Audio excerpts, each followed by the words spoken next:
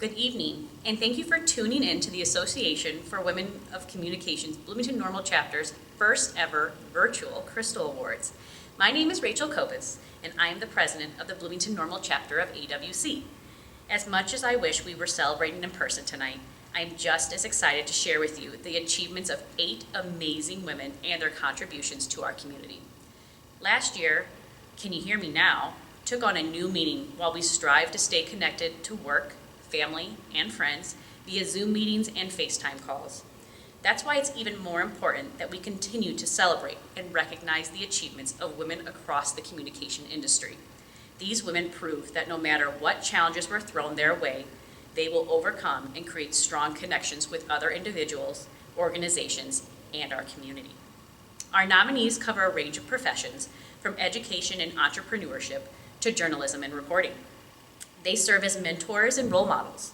They inspire, motivate, tell stories, share values, and push their teams to do good. And they do all of this through the power of communication. As we highlight each nominee, I invite you to share the video link on your personal social media channels. Throughout the night, share your congratulations in the comments section and show our nominees how proud of them you are. To begin this evening's program, I have the great pleasure of introducing our keynote speaker, Camille Rodriguez.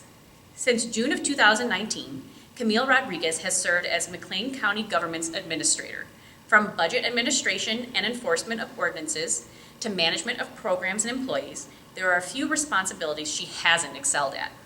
Communication is a key skill in Camille's role, as she provides vision and a line of sight to goal achievement inside McLean County's departments and services.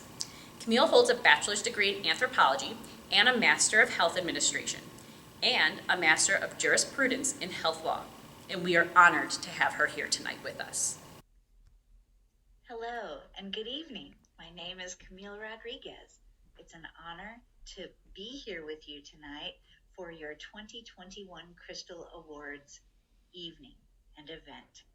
I am honored to join you as your keynote speaker. I am going to be peeking at some notes. I am going to be showing you, as you can see behind me, a PowerPoint presentation.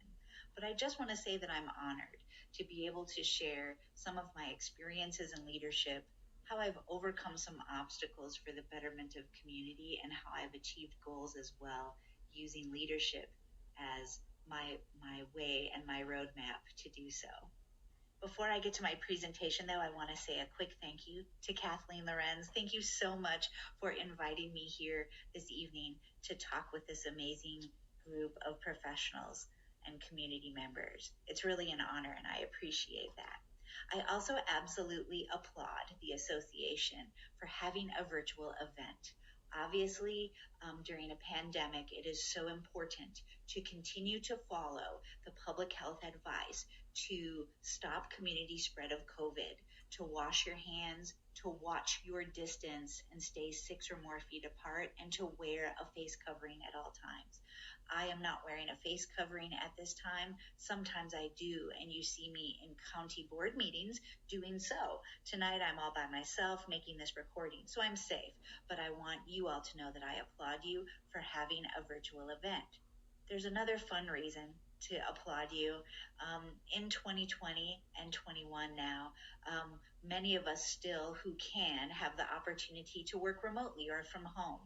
And I know that I often enjoy the comforts of occasionally working from home and being able to have on a nice business suit paired with maybe pajama bottoms on the bottom.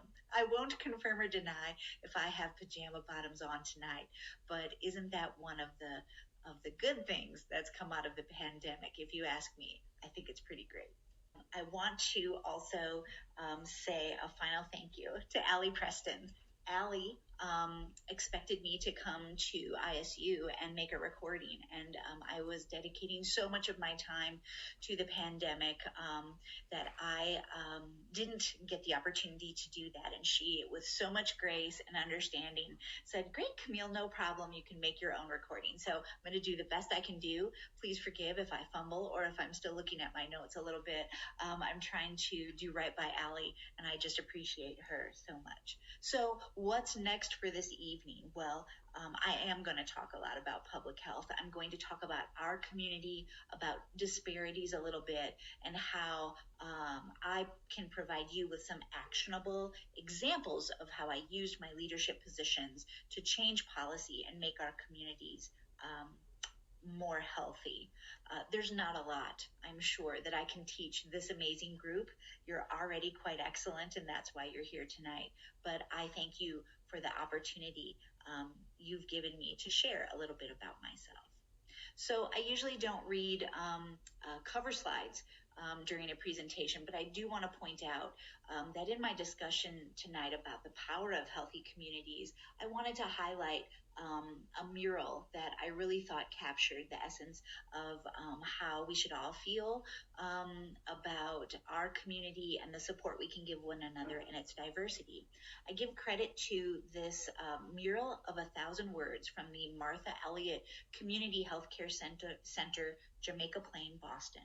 I just think it's a gorgeous depiction of how generational and diverse representation of a community focusing on health and focusing on neighborhoods really gives a good snapshot of how this community feels about what they give to each other to make everyone healthy. I really love murals, as you can tell, and I also adore this mural in downtown Longmont, Colorado. Longmont is just a few miles from Boulder. If you've ever been there, you've probably seen this beautiful depiction of generational activity, a very sacred and important activity of braiding hair. And it's a gorgeous depiction of something that is so important to my culture. And you should know that this is literally on the side of a building next to the parking lot of a sandwich shop. And what that says to me is that this is part of the community. This is a depiction of the people. It is a representation of what's important to the people that live in that community. It's a celebration and a reminder that we can cover our community with what represents us, and I just think that's very special to me. In leadership, I don't think I have one specific roadmap for you, and what I will say is I like to look outside of the box with leadership, especially women in leadership. I was asked to talk about women specifically, and I can think of so many women in my life that have shown out of the box leadership traits that perhaps have propelled then later generations to seek and achieve high leadership positions. My own example is personal. When I think about women in leadership roles, I think about my own mother. Now, she had me quite young when she was 18, and she was getting her registered nursing associate's degree. And right after I was born, she needed to complete her practicums and needed to be away from me for a month. And so without a lot of family around, she found what we call a babysitter or a caretaker to bring me into their home for an entire month. And so my mother dropped me off and left. I was just a 1-month-old baby, and this family cared for me. One might not think that my mother was being a leader, but she certainly was taking a risk for the betterment of her family and for her finances and for her life in general. And she found someone in the community that she could trust that would take care of me. And so I really think that both my mother and my caretaker or babysitter really served as leaders in that regard. I'm just so proud of what they did together to make my mother's life better and down the line to make my life better. Now, my mother faced that obstacle. It was a personal obstacle, but also professional. And she faced an obstacle of being a young mother in a new community. And yet she met someone who gave her that ability to build the social capital to achieve what she needed to achieve. And so my mom overcame that obstacle. And I think, in general, if we're going to talk about women in leadership as females, we need to assess constantly what our obstacles might be, whether it's societal norms, whether it's laws or rules. It took the case of a man, a a male person who was calling out discrimination to change the course of equality for women. And that court case, thank you, Ruth Bader Ginsburg, really changed our lives. And we should always continue to acknowledge that sometimes, even though we are achieving, even though there are many female leaders in this community, including you, we always still constantly have to be assessing who we are saying is a leader, like my mother, like my babysitter, like all of the women in the community that do amazing things, and also acknowledge the obstacles we face.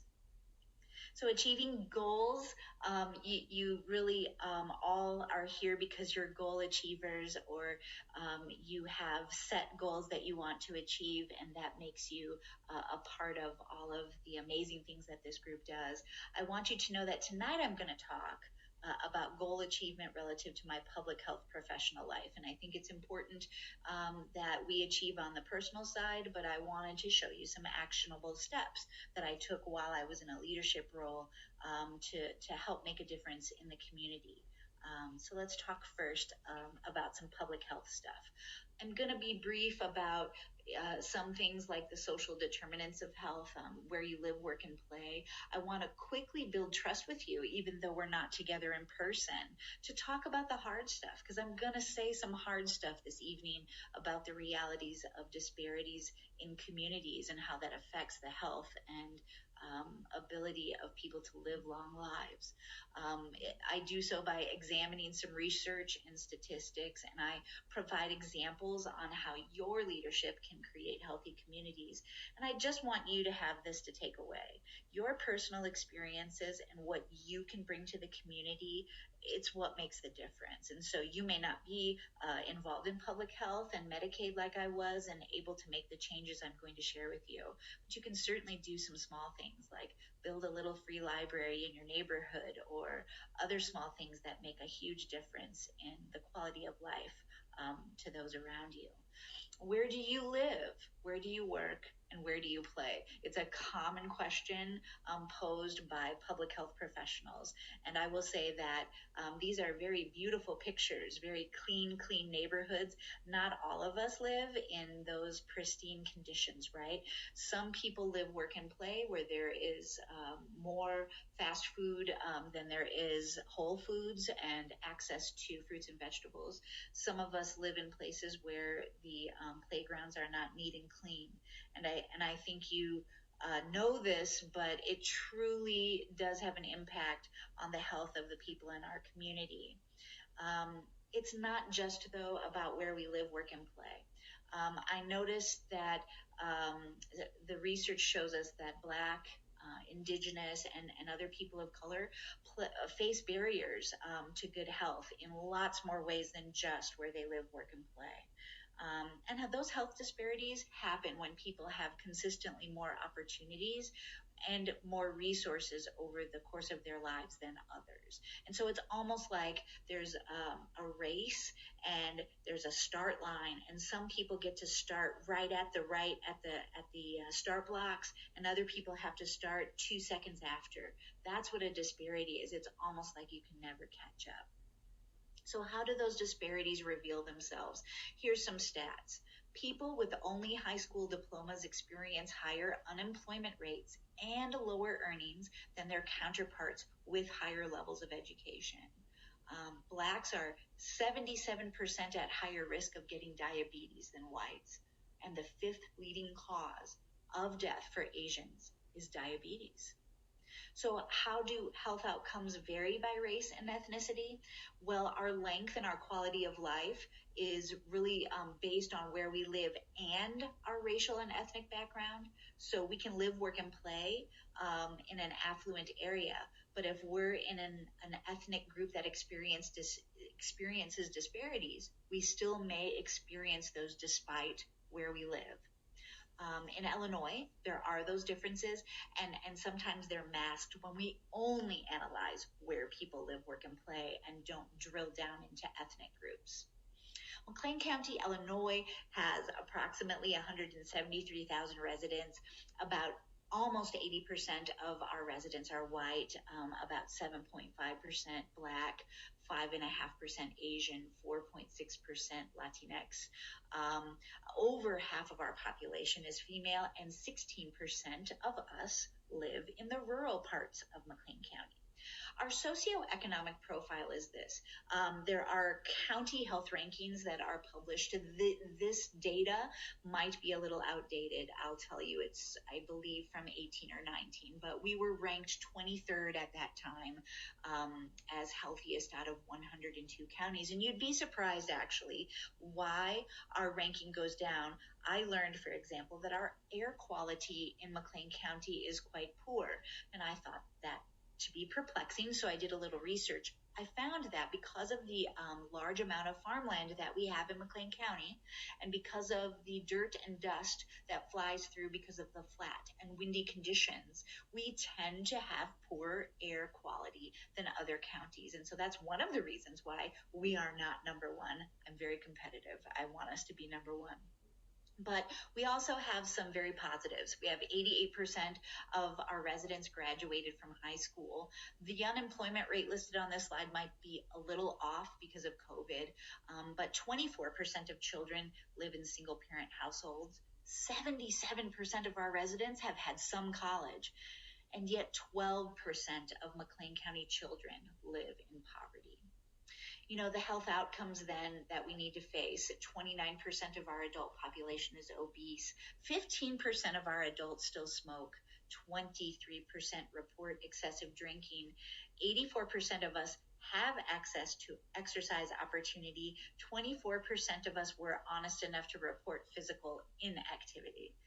5% of us are uninsured, and probably one of the most stark statistics, if you or your family or friends have ever tried to find a mental health provider, 440 patients to one provider in McLean County.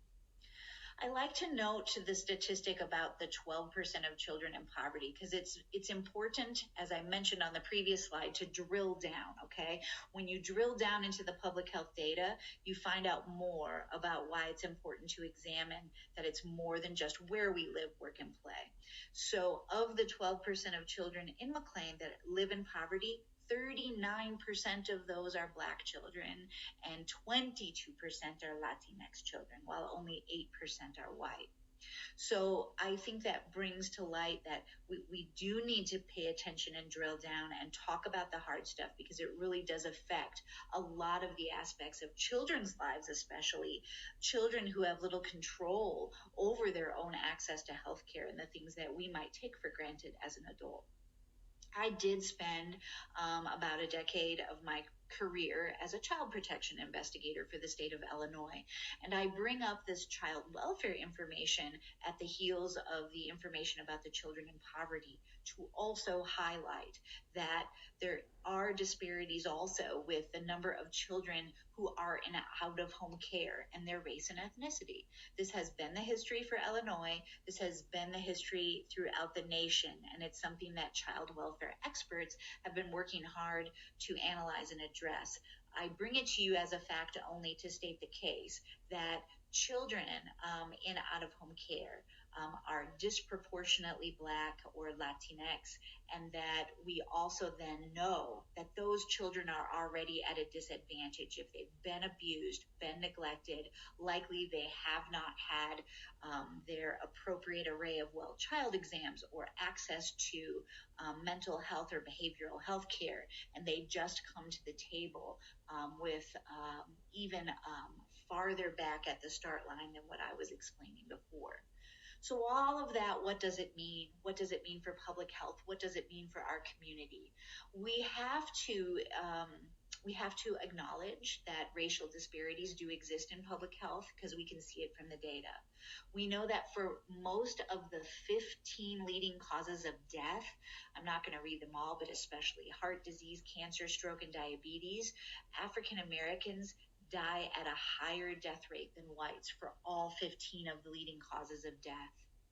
And the elevated death rates that exist across the life course with African Americans and Native Americans having higher age-specific mortality rates than whites from birth to retirement. The effects also include that almost 100,000 Black persons die prematurely each year who would not die if there were no racial disparities in health. And despite the gains in life expectancy for both Blacks and whites, when back in 1960 it was around a gap of 7 years, now it has only decreased to 15.1. We know that research reveals that the pathogenic factors linked to race continue to affect health even when socioeconomic status is controlled. And so with that said, I'm going to highlight an issue that I worked on in Wisconsin under the Maternal Child Health Grant, and that has carried over as a passion for me to know and understand, and that's that African American women with a college degree or more education have a higher rate of infant mortality than white, Hispanic or Latino, Asian, and Pacific Islander women who have not completed high school. That's where I bring in a leader that I never got to meet. I think she's a leader. She was a leader. Her name was Shalon Irving. There's a really good article in the NPR milieu that you could find about Shalon, and that's where I found the data about her, and I attribute it to her in this presentation. A little bit about Shalon. She had a bachelor's degree, 2 master's degrees, and a dual subject PhD. When she died, she was 36 years old. She was an epidemiologist for the Centers for Disease Control and Prevention, and she focused her career on researching how childhood experiences affect health later in life. And 3 weeks after she gave birth, she collapsed and died from complications related to high blood pressure. I bring up Shalon as a leader because she was a highly educated individual, obviously with access to health care and a support system, and she did not overcome the odds, and I do believe it was because of disparities. According to the CDC, Black mothers in the United States die at 3 to 4 times the rate of white mothers. It's one of the widest racial disparities in women's health. Did you know that a Black woman is 22% more likely to die from heart disease than a white woman? 71% more likely to die from cervical cancer. And this is the one that just makes you take a deep breath. 243% more likely to die from pregnancy or childbirth related causes. Now, I'll admit to you that some of the statistics hearken to the truth in certain areas, that Black women tend to be more uninsured than other groups. And if they are on Medicaid, they are more likely to start prenatal care late, and they lose coverage postpartum. And if you've had children, you do know that those postpartum visits are, if not more important than the prenatals in caring for the mother's health. Women of color are more likely to have chronic conditions like obesity, diabetes, and heart disease, and therefore experience more complications during pregnancies. But this is the one thing that it's really hard to quantify, because you have to believe the stories of the women, and that is that studies show that Black women feel more devalued and disrespected by the medical providers they interact with. I don't say that as an indictment, but more as a reality that I think we have to face. And I wanted to highlight Shalon's situation and her amazingness, and how she was a leader and can be a leader even when she's not with us, if we can use her story to try to understand how we can make a difference in our community, how we can confront this issue in our community, so that we don't have these statistics to read over and over again each year after year. So how can you make a difference in your field or in your personal experiences?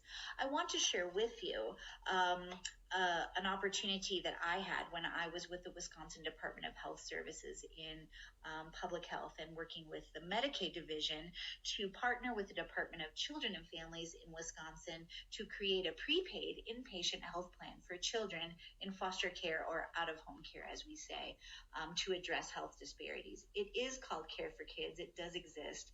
And I am proud to say that it was one of my most proud accomplishments to work with the team of individuals that I did to make this happen. The program goals for Care for Kids included timely access, increased periodicity of well child exams. Overall, our goal was to take this group of children that we know came to the table, as I mentioned earlier, facing disparities, already at a disadvantage in their healthcare journey, in their behavioral health journey, and make a system in place where they would get the best care from the best providers. In addition, we integrated a requirement in the contract for the provider to make all of the care for this program trauma informed.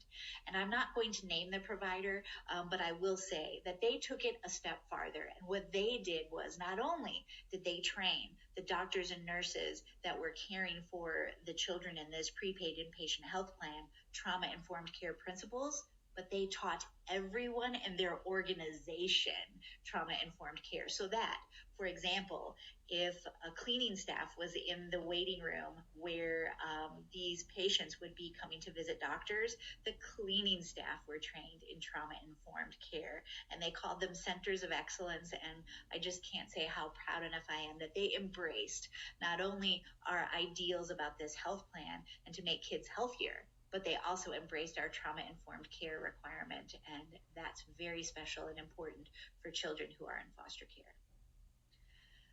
I know that program and that project actually took almost 2 years to get off the ground. And so sometimes change, actionable change, leadership change takes a long, long time. It is not an event, it's a process, right?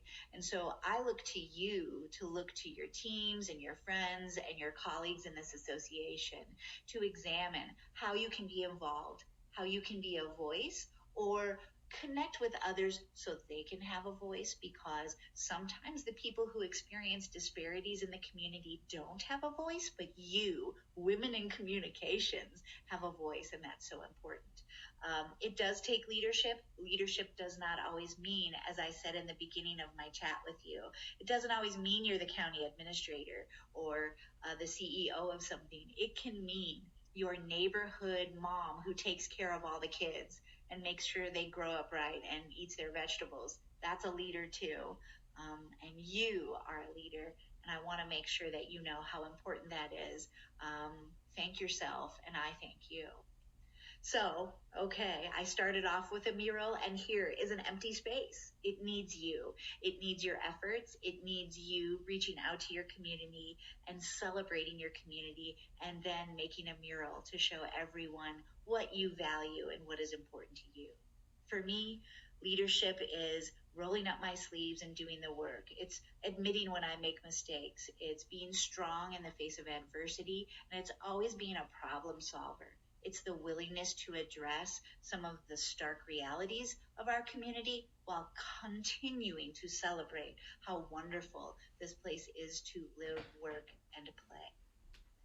Thank you so much. I want to congratulate all of the nominees and award winners tonight. I am honored that you asked me to come and speak with you, and I hope that you have a great rest of your 2021. Thank you so much. Thank you for sharing such an inspiring message, Camille. Each spring, our chapter is pleased to present a scholarship to aid and honor local students. It is my great pleasure to ask our 2020 AWC scholarship recipient, Brianne Evans, to share the impact the AWC Student Scholarship had on her. Hi, my name is Brianne Evans, and I am a senior at ISU, currently majoring in graphic design and pursuing my Bachelor of Arts. A crucial part of design is communication, figuring out what your client wants to say and how best to relay that information to an audience. I am really appreciative that last year, the Association of Women in Communication recognized this and awarded me with the 2020 AWC Scholarship. This scholarship not only eased financial stress so that I could focus on my studies, but it also connected me with a great organization. AWC is a talented community of women who lift each other up and support each other's growth. I want to thank my coworkers at Heartland Community College's marketing department who told me about AWC and encouraged me to apply. Since receiving the scholarship, I became a member of AWC, where I gained access to webinars, networked with others in my field, got more involved on campus, and boosted my resume. I was also given the opportunity to apply for the National Clarion Awards, in which I won an award for video production. I am grateful to AWC because their support system increases my chance of getting a job where I can continue following my passion after I graduate. Thank you, Brianne, and best of luck on your last semester at ISU. At this time, I would like to announce that this year we have two 2021 AWC Student Scholarship recipients. First, congratulations to Millie Dean. Millie is a sophomore at Illinois State, double majoring in public relations and graphic design. She is co-president of the AWC Student Chapter, graphic design chair for the Public Relations Student Society of America ISU chapter, a member of her campus ISU, and a member of Alpha Gamma Delta sorority. Congratulations, Millie. And our second recipient is Loretta Nigro. Loretta is a senior at Illinois State, studying organizational and leadership communication with a minor in Spanish. She is in the honors program at Illinois State, a member of the AWC student chapter, and has a passion for language learning, which may be why she also decided to start studying Italian last semester. She will graduate this May and looks forward to a career in communication. Congratulations, Loretta, and congratulations to both our recipients tonight. We're so proud of your accomplishments. As part of AWC's commitment to the advancement of women in the communications field, the Bloomington-Normal chapter of the Association for Women in Communication awards professional grants to members in good standing who seek financial aid to achieve professional development in the areas of communications. This year, AWC awarded 2 professional development grants to Christy Germanis and Julie Novikis. Christy is the Director of Marketing and Public Relations at YWCA McLean County and will use her grant dollars to participate in the Multicultural Leadership Program, Class of 2021. MCLP is an intense professional leadership development curriculum which provides a framework for current and potential leaders to improve their leadership skills. Congratulations and best wishes, Christy. Julie is the Assistant Director for Academic Advising and a lecturer at Illinois State University. She has a dream to become a published author and used her grant dollars to participate in a one-on-one book coaching program through Burning Soul Press. Tonight, we would like to congratulate Julie on her book, I Loved You Yesterday, which will be published later this year. Congratulations to both Christy and Julie. We can't wait to see what they accomplish next. Now, I'd like to introduce Julie Novikis, our Co-Vice President of Membership, to share a little bit about AWC and how you can get involved. Thanks, Rachel. Hello, my name is Julie Novikis, and I am the Co-Vice President of Membership for the AWC Bloomington-Normal chapter. I also serve on the National Board of Directors and have been a member since 2012. AWC is a professional organization that champions the advancement of women from a variety of industry sectors and professions who wish to stay current on the latest trends in communication in our ever-evolving communications era. We offer many professional and personal memberships, including a diverse network of communication professionals, leadership opportunities, an annual workshop, monthly national webinars, member-only events, and discounts to our monthly speaker series luncheons, and so much more. If you're interested in learning more about membership with AWC, we offer a variety of different membership levels, so I know that we'll absolutely have something for you. Visit www.womcom.org today to learn more about membership or to join our local chapter. Congratulations to all of our nominees this evening, and thank you for joining AWC Bloomington-Normal as we recognize the astonishing work women in communication do for our community. Thank you. Before we highlight this year's Women of Excellence, I want to share a little bit about our chapter and the amazing women who lead it.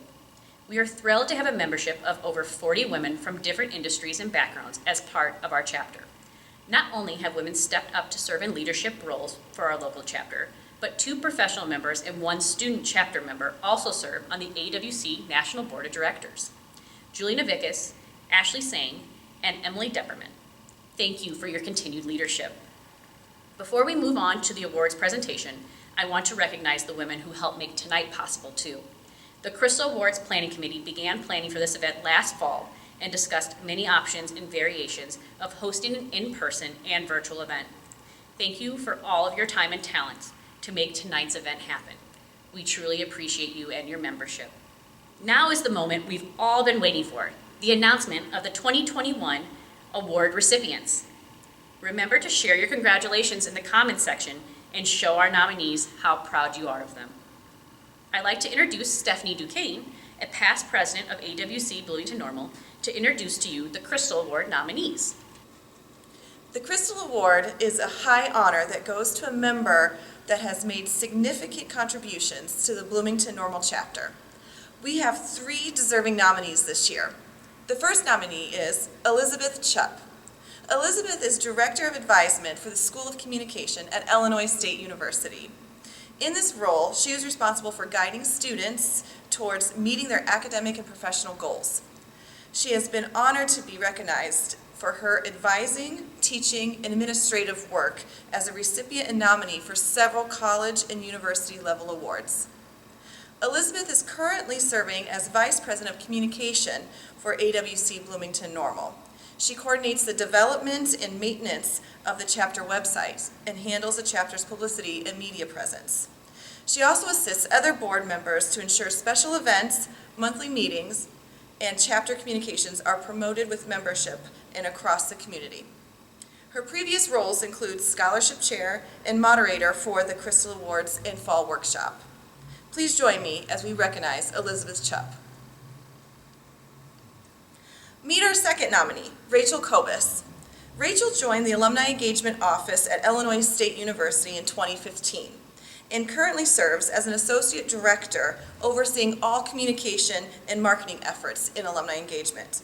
In that role, she manages all promotions, print projects, website content, email development, and social media outreach for alumni events, alumni services, and homecoming.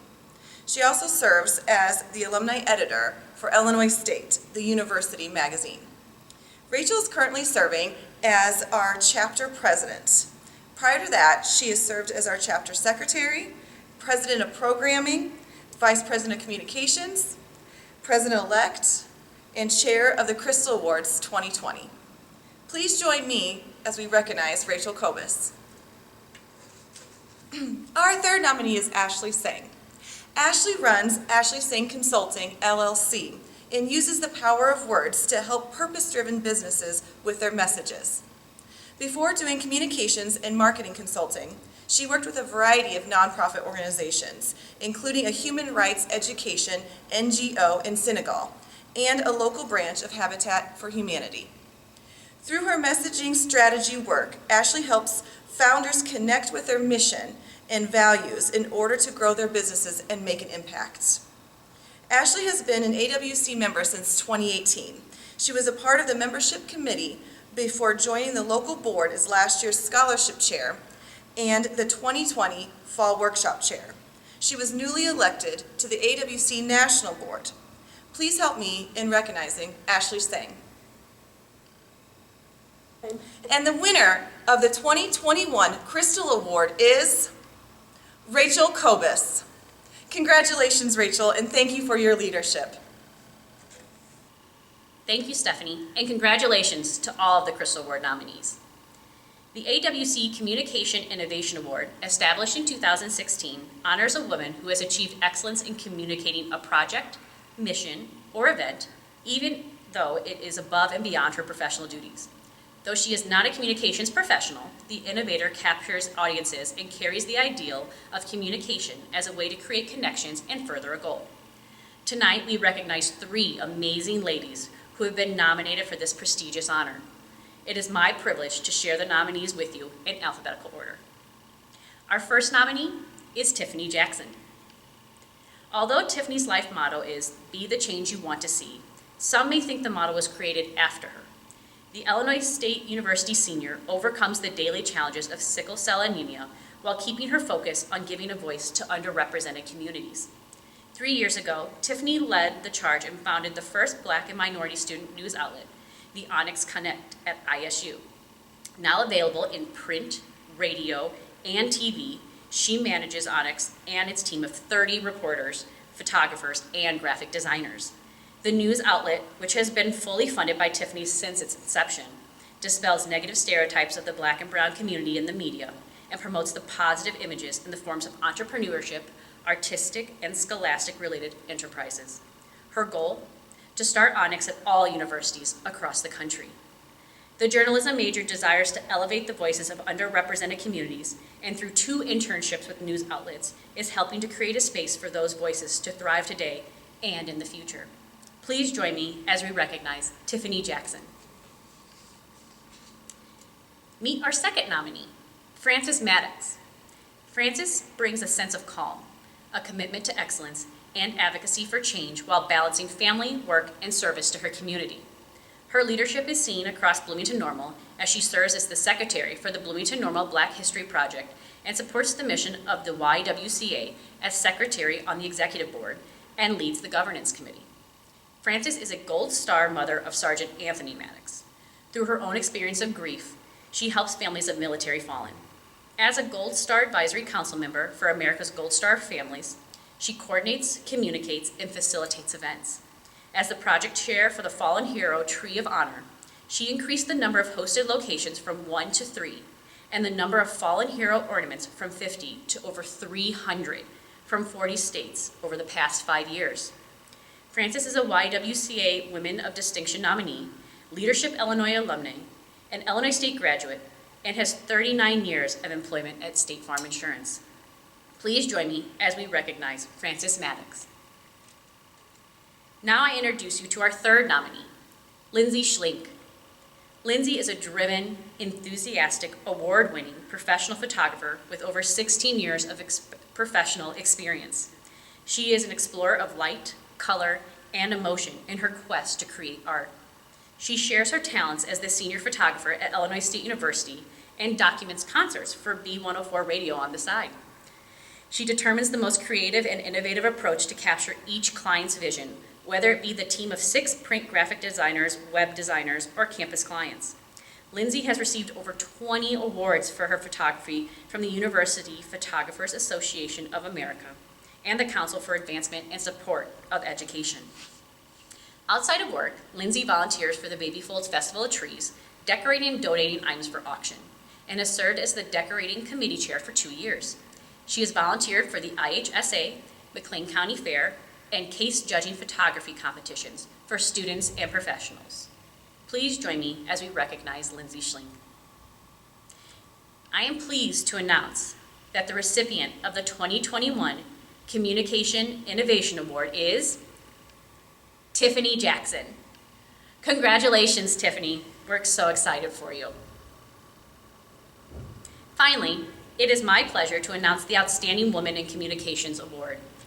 The Outstanding Woman in Communications must be a woman working in the Bloomington-Normal area who exemplifies professional excellence and embodies the ideals of communication.